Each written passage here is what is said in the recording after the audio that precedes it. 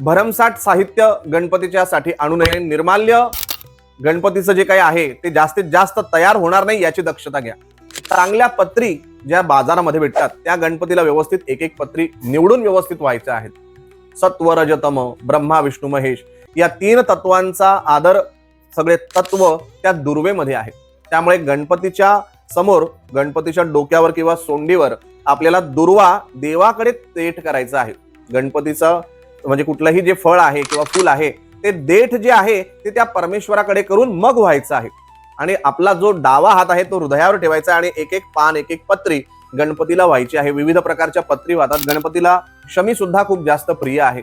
त्यामुळे शमीपत्र आपण गणपतीला वाहू शकतो. विविध पत्री आपण गणपतीला वाहू शकतो. नैवेद्य पूजेच्या वेळेसच दाखवला पाहिजे.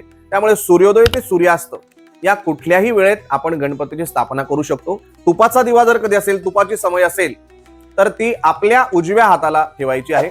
आणि तेलाचा दिवा जर कधी असेल, तेलाची समय असेल तर ते आपल्या डाव्या हाताला ठेवायची आहे.